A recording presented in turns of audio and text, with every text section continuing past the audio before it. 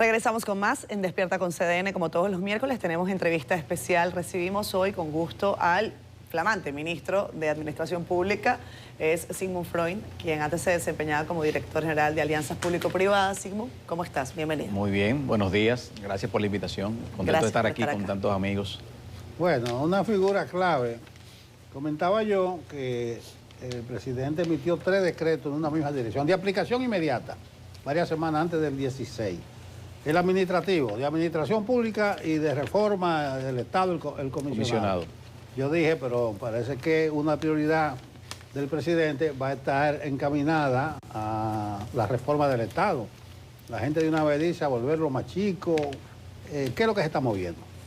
Bueno, desde el primer gobierno del presidente Abinader, en el año 2020, siempre él ha tenido la propuesta y ha puesto en marcha algunos casos que tal vez no en el nivel de alcance que lo que él pretendía en aquel momento, lo que era la eficientización de la administración pública, la racionalización de la misma.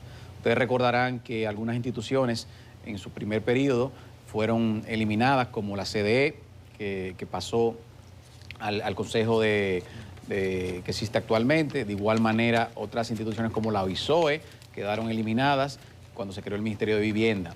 Esa tarea quedó, vamos a decir, inconclusa, y el presidente en este momento, cuando entiende ya hay una realidad distinta en la sociedad dominicana, hemos sobrepasado situaciones como la del COVID, situaciones económicas como también lo de la guerra de Ucrania, ya es el momento para poder implementar en toda su amplitud esas propuestas que el presidente la ha tenido desde el inicio, cuando él era candidato presidencial en el año 2019.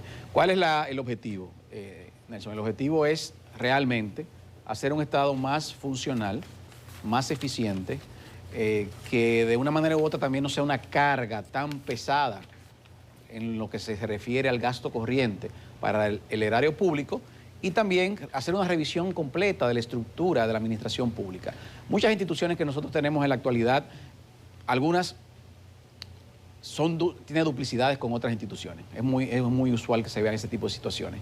De igual manera también se dan los casos de instituciones que ya, vamos a decir, su vida útil concluyó, porque fueron creadas en momentos determinados, en coyunturas específicas, en situaciones que tenían la necesidad de la creación de esa institución, esa dirección, esa coordinación o ese departamento, por lo cual la realidad en la República Dominicana al día de hoy es distinta. Entonces, sí, el presidente tiene la misión y la tarea como uno de sus principales objetivos para esta gestión, que él lo ha reiterado en varias ocasiones, de que él quiere ser recordado como un presidente reformador. Y uno de los elementos de esa reforma es realmente entrarle a lo que debe ser la eficiencia y la racionalización de la administración pública en la República Dominicana. Simón, muchísimas gracias por estar con nosotros aquí en CDN y el Caribe. El presidente también presentó la ley de responsabilidad fiscal y ahí hablaba de lo que tú dices, de ese equilibrio, pero ¿cuánto va a representar ese equilibrio en bajar ese gasto tan alto que tenemos en la administración pública, sobre todo del tema personal? La nómina ha crecido, a pesar de algunos ajustes que han hecho con algunas instituciones. Mira, lo que pasa es que se necesitaba la ley de responsabilidad fiscal, que fue la primera que el presidente anunció en la nueva estrategia de comunicación que se ha llevado a cabo desde la semanal. Ustedes han podido identificar que la semana pasada se anunció lo de la ley de responsabilidad fiscal.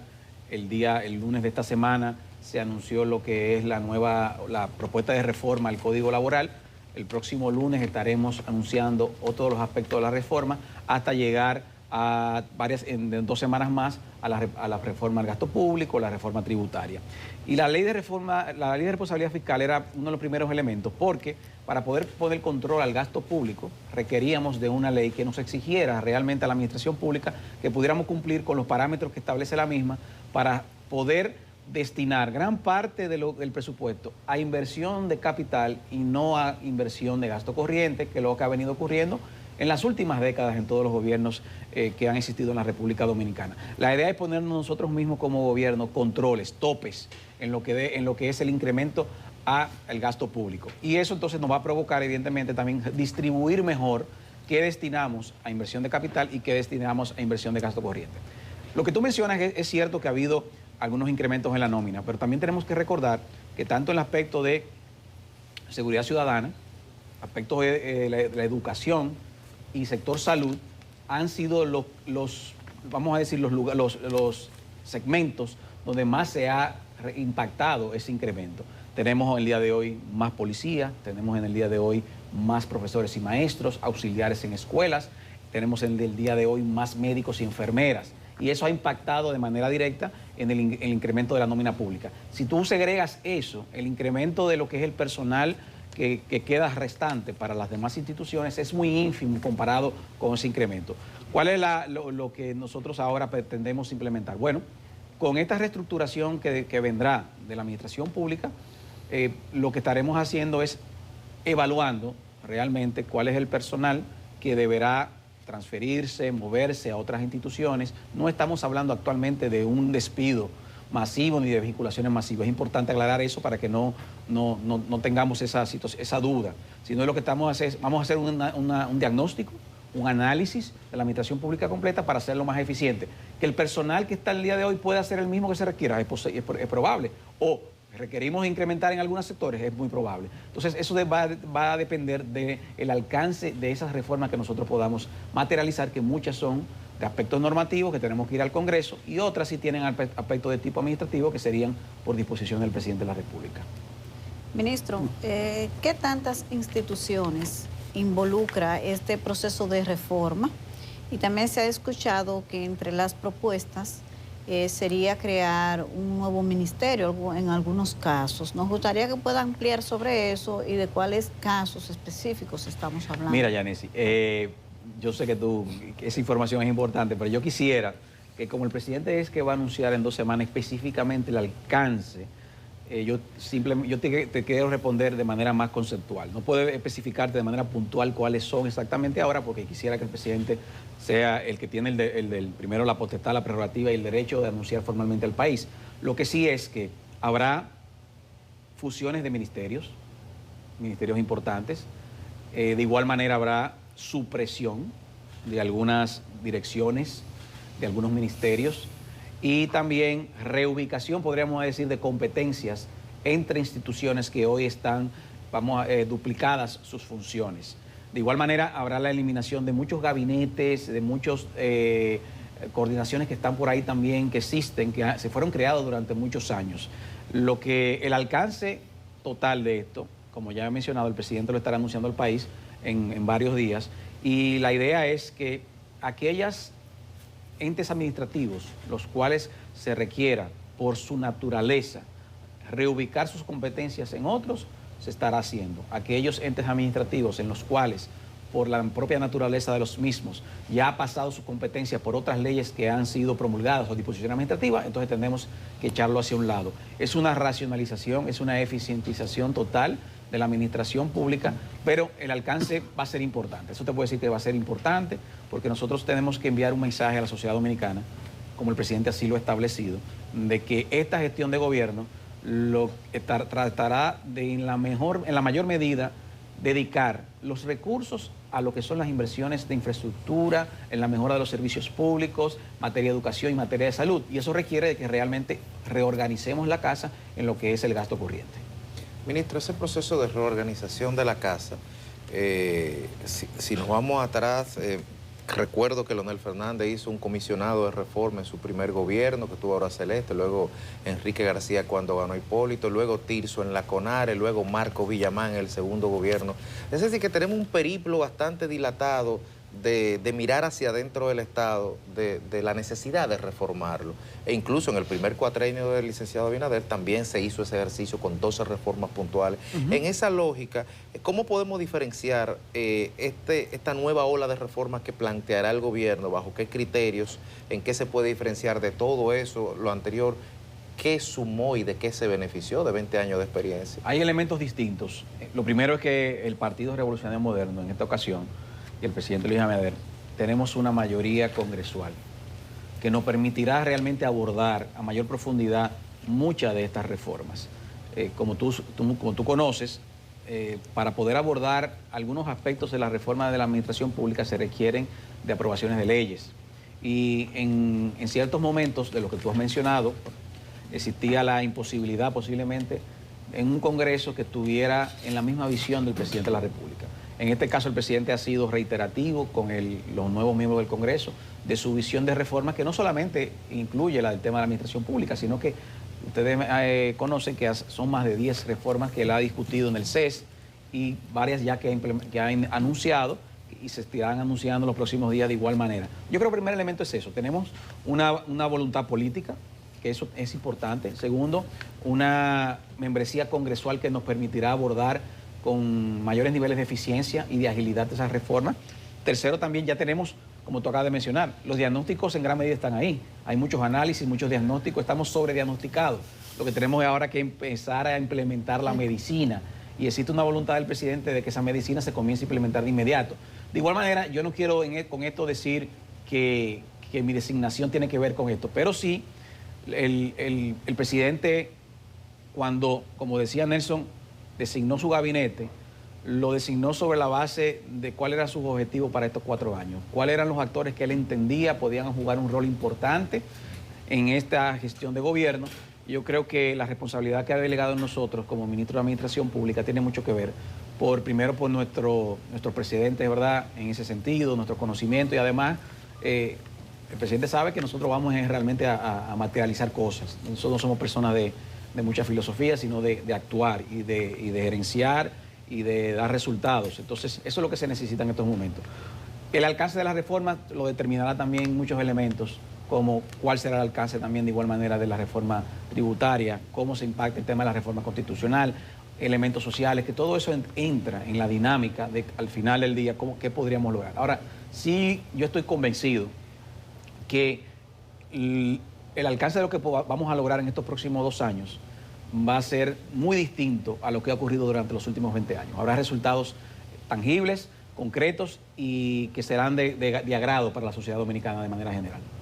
Ministro, hace 10 años, un poco más, 11 años, un día como ayer, la que era presidenta de la Cámara de Cuentas de ese entonces, Liselot Marte, argumentaba que con los fondos que se distraían de la administración pública se podía construir una nueva República Dominicana. Sí. Yo quiero tener su opinión sobre si usted considera que eso se mantiene, se ha cambiado y de qué manera cree usted que se ha cambiado. Y aparte, la pregunta directa es sobre cuál va a ser el rol del ministro de Administración Pública y del Ministerio en el plan de reforma laboral que ha presentado el Poder Ejecutivo en la jornada previa.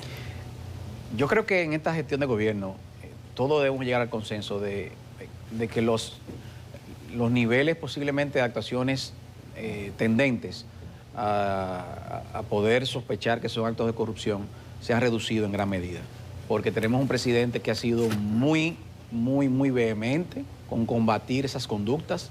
Los ejemplos están ahí, de no necesariamente haber sido condenados funcionarios, simplemente con haber sido señalados con actuaciones irregulares, por decirlo de esa manera. El presidente ha actuado de manera inmediata, porque el presidente lo ha reiterado en varias ocasiones y en esta gestión de igual manera, tanto en el discurso del 16 de agosto como el viernes pasado tuvimos una reunión del Consejo de Ministros y en esa reunión el presidente volvió a reafirmar el comportamiento ético que debemos nosotros llevar a cabo en la administración pública y también nos combinó a todos los funcionarios que no obstante la ley no exige que aquellos funcionarios que permanecen en su cargo tengan que presentar su declaración jurada de ingresos. Él combinó a todos los funcionarios a que preparen su declaración jurada y la presenten en el plazo que establece la ley, lo cual es un mensaje claro y preciso de que el tema de la ética y el tema del comportamiento adecuado conforme a las leyes para él es un elemento fundamental en su gestión de gobierno. Yo creo que ese comentario que tú mencionas del antiguo presidente de la Cámara de Cuentas, en esta gestión se ha reducido bastante. Yo no te voy a decir que se ha eliminado, pero yo podría decir que se ha reducido mucho. Y eso también tú lo percibes cuando tú compartes con tus pares, tus ministros, directores. Aquí hay una cautela, mucha precaución con procedimientos, con temas de contrataciones. O sea, existe ese cuidado. Cada uno de nosotros tenemos mucho cuidado en esos procesos. Con lo relativo a la reforma laboral, como yo mencionaba, tendremos 6 lunes consecutivos en los cuales el presidente anunciará reformas. Y el presidente ha querido que sea una especie de un mensaje contundente en el cual todo el gabinete que tiene que ver con esta reforma participe.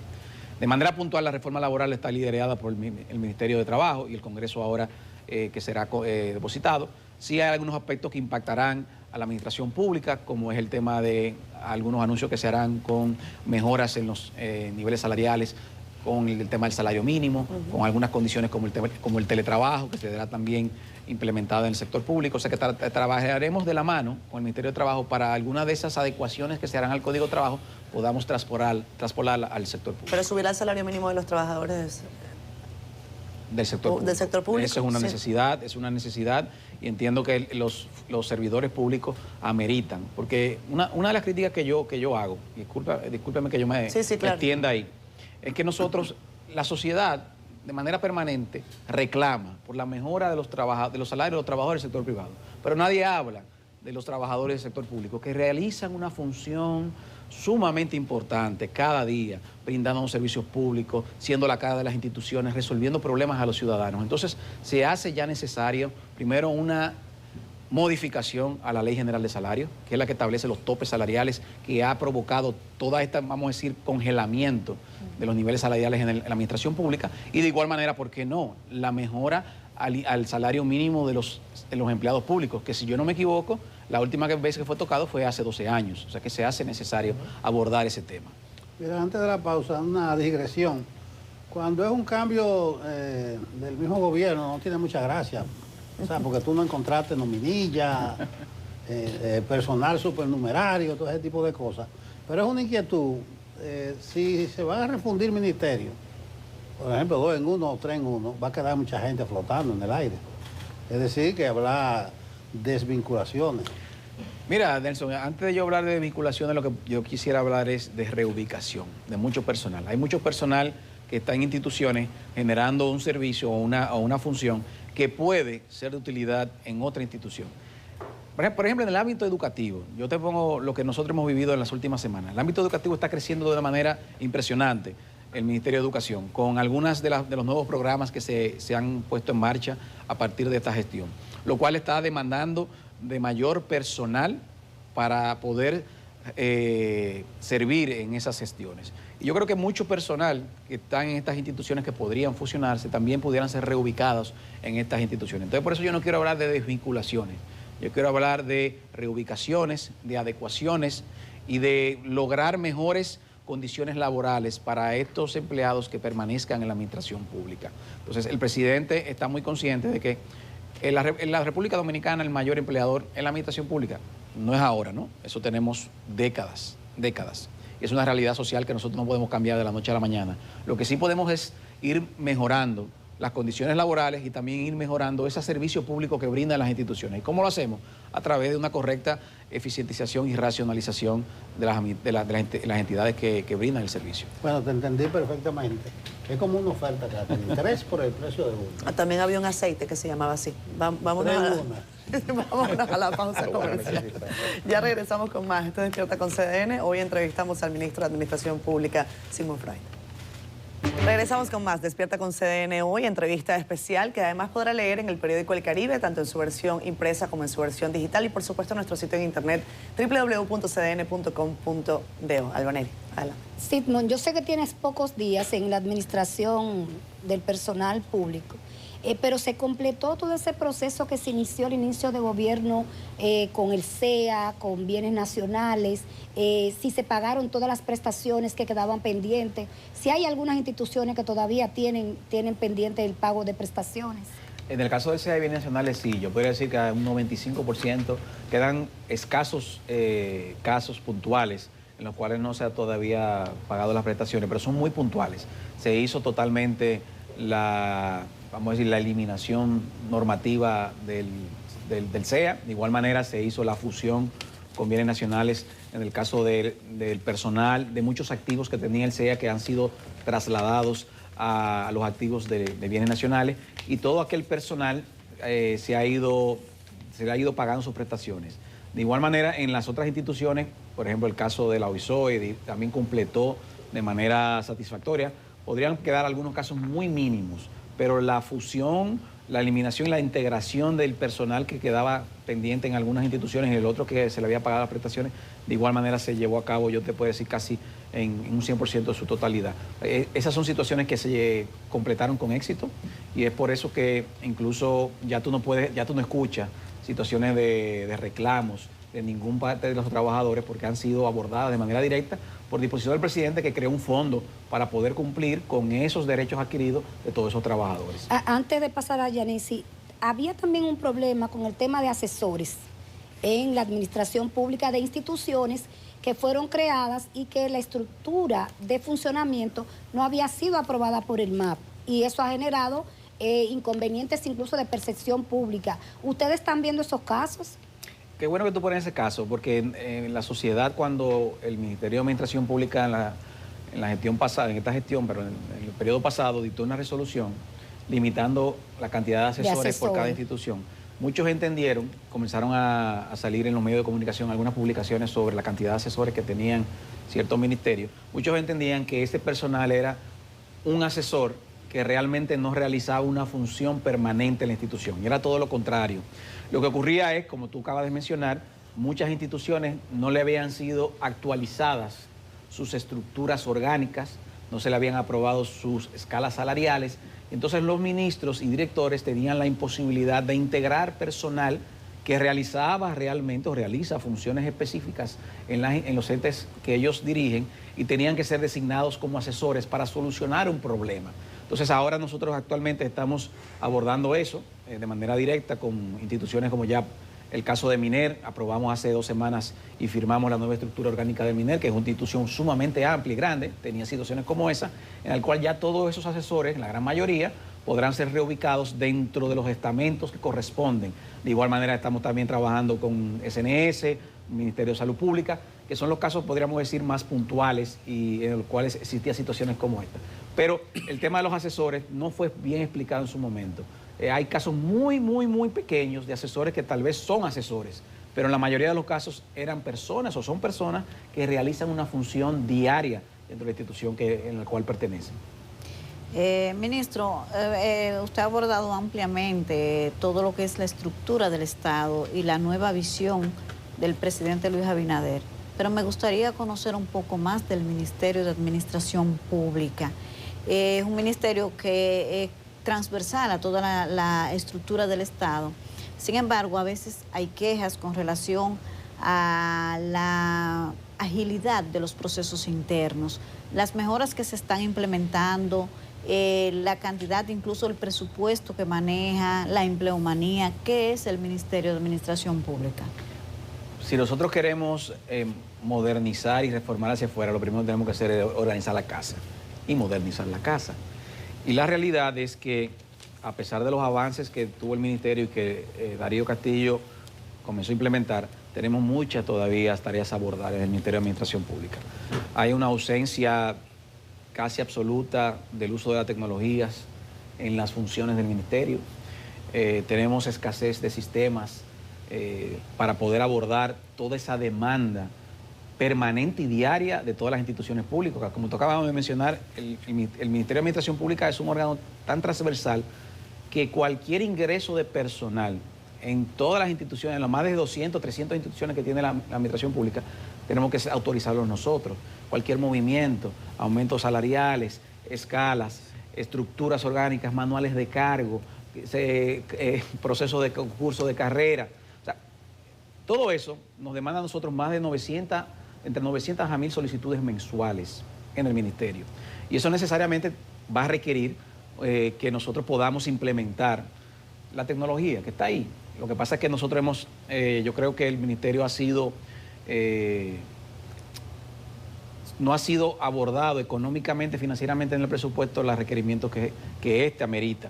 Y ahí nosotros vamos a necesitar que evidentemente el presidente así se ha comprometido, que nos dé un apoyo mayor en el sentido de poder entonces hacer uso de todas esas innovaciones que existen en la sociedad de hoy para implementarlas en el Ministerio, para poder brindar un mejor servicio hacia nuestros pares y también el servicio público que brindamos hacia los ciudadanos. Entonces, esa es la principal tarea que nosotros estamos abordando y que en estas 3 semanas que yo he estado en el Ministerio, que hemos ido discutiendo, ver cómo nosotros mejoramos los procesos internos, reducimos los mismos, agilización, eficiencia, las inversiones puntuales que se requieren en carácter de innovación y tecnología, de sistemas, de software, de equipos tecnológicos, de equipos informáticos y realmente hasta llevar a cabo, te voy a decir algo tan puntual, hasta una auditoría general de la cantidad de empleados que tiene la administración pública, que son datos que carecen nosotros de certeza por no tener ese tipo de herramientas. Entonces, para nosotros poder irnos hacia afuera y modernizar, tenemos que modernizar la casa. Y es una de las tareas inmediatas que nosotros tenemos en nuestra gestión. Ministro, en esa estructura paquidérmica del Estado Dominicano, a nivel de histórica y estructural, ¿cuál es el aspiracional del ministerio para poder, digamos, aterrizar en la práctica la visión del presidente de hacer un Estado más eficiente? ¿Cuáles son las buenas prácticas? ¿Qué debería tener el Estado dominicano en su despliegue de su estructura administrativa? ¿Qué nos sobra y qué nos falta? Si tú me haces esa pregunta en lo que es mi visión personal, como profesional del derecho, del ámbito del derecho administrativo, no hablándote como el ministro, importante hacer esa aclaración. Yo entiendo que el Estado dominicano, la Administración Pública Dominicana, debiera, con 15, 16 ministerios más que suficiente, con mucha eliminación de muchas direcciones, muchas duplicidades de funciones, también la creación de muchos, en los últimos años, los gobiernos del presidente Medina, el presidente Fernández, se crearon una serie de gabinetes que en la esencia suplantan funciones de instituciones. Y los gabinetes tienen la concepción de crear políticas públicas o de coordinar políticas públicas, no de ejecutar ni materializar esas políticas públicas. Para eso están las instituciones creadas para esos fines. Entonces, eso se distorsionó mucho durante las gestiones del presidente Fernández y del presidente Medina, y es una de las tareas que nosotros tenemos que ir abordando y que se ha ido abordando y tenemos que seguirla abordando. Porque una cosa es los gabinetes como el presidente ha creado el gabinete eléctrico, el gabinete de salud, pero como un órgano de seguimiento a lo que es la materialización y ejecución de las políticas públicas que debe implementar, por ejemplo, el Ministerio de Salud, como que debe implementar el sector eléctrico, pero no de ejecutar y materializar esas políticas públicas que están asignadas debidamente por ley a esos entes. De igual manera, yo tengo una visión de que, a pesar de que la descentralización es una tendencia en todos los países, o en muchos países del mundo, descentralizar para poder llegar más hacia la ciudadanía, aquí la descentralización no se ha ejecutado como tal.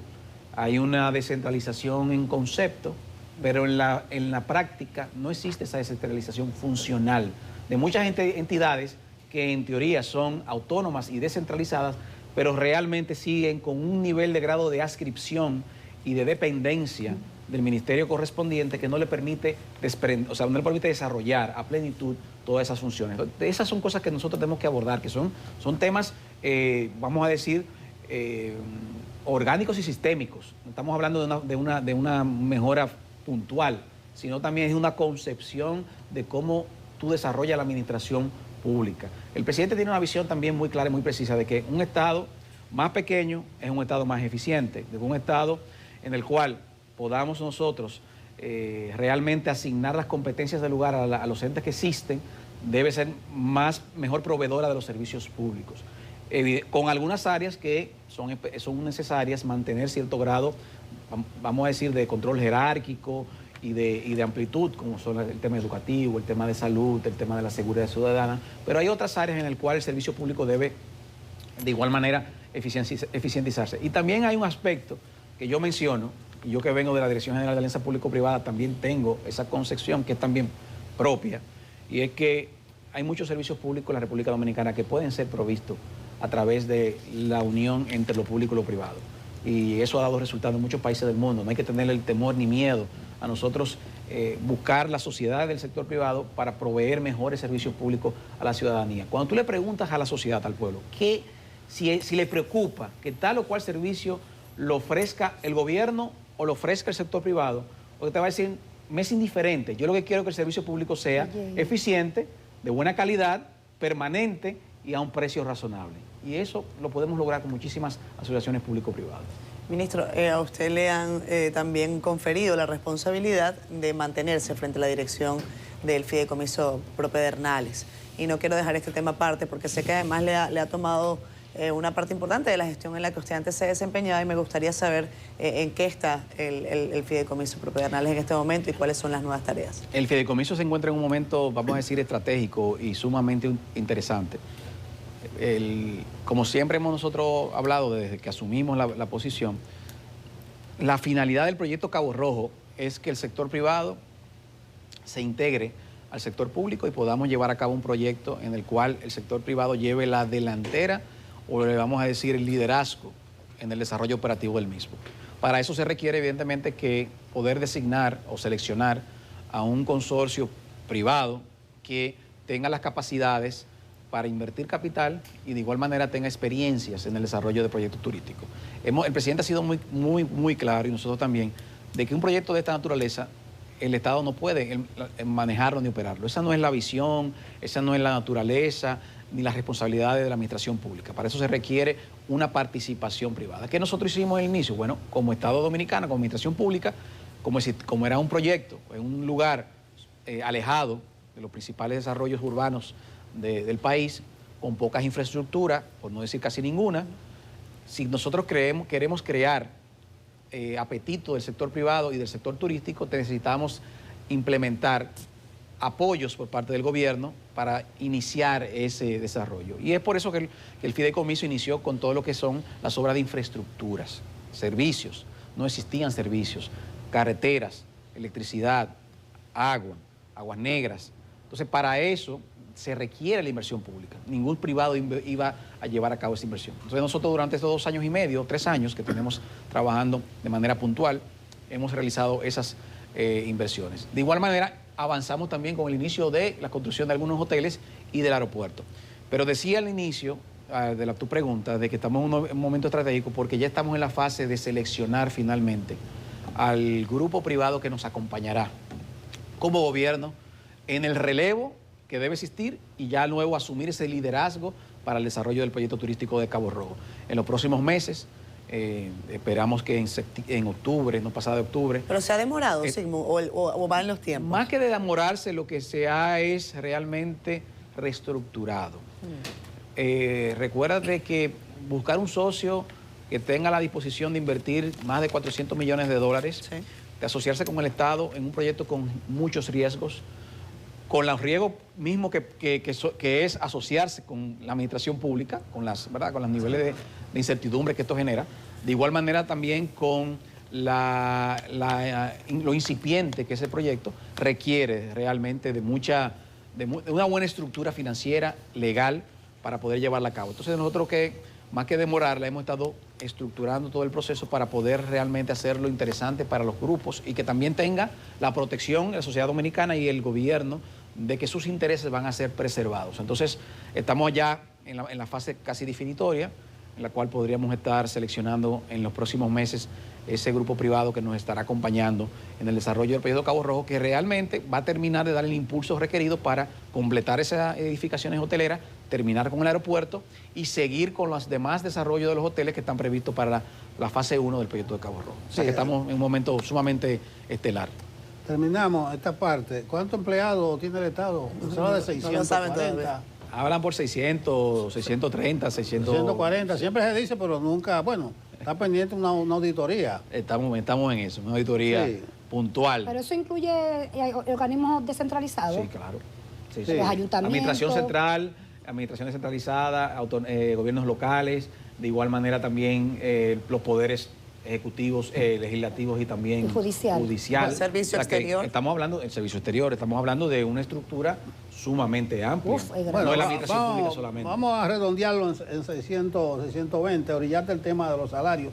Yo creo que eso es importante, no para competir, sino para que no pierdan talentos. Y se nos quedó lo de la carrera administrativa, porque aquí la carrera es como tiempo. No necesariamente la capacitación, que existan programas al respecto. Es un tema importante que yo espero abordarlo en la siguiente fase cuando ustedes... Sí. Eso lo leen en el Caribe. Porque hay mucha profundidad con ese tema que tenemos que abordar, el tema de la ley de función pública. Cómo nosotros abordamos la mejora de la carrera administrativa, que en la realidad, desde su aprobación en la ley 1491, que fue la primera que habló sobre la carrera administrativa, y luego la 4108 fortaleció. Si ustedes me preguntan la realidad es que esa ley nunca se ha aplicado correctamente. La carrera administrativa no ha entrado como estuvo prevista por las dificultades que tiene la misma. Eso tiene que abordarse a través de una modificación de la ley, que nosotros estamos trabajando en esa, para poder, vamos a decir, sincerizarla. Porque todos queremos carrera, pero cuando estamos en el gobierno no queremos carrera, ¿me entiendes? En la oposición queremos carrera, estamos al gobierno no queremos carrera, el sector privado también quiere que simplemente la carrera, pero también muchas veces no quiere que simplemente la carrera.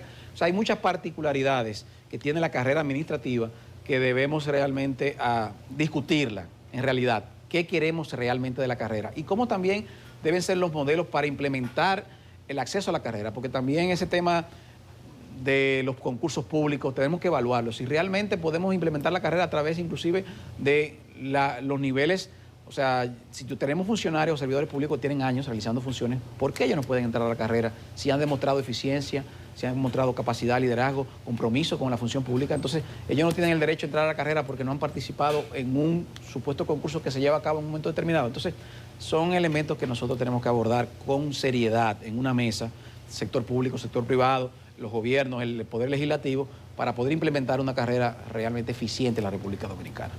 Bien, muchísimas gracias, Sigmund Freud, ministro de Administración Pública, que nos acompaña esta mañana en Despierta con CDN. La entrevista entera, como les decía, la pueden ver en el impreso y también en nuestro portal digital. Vamos a pausa y venimos ya.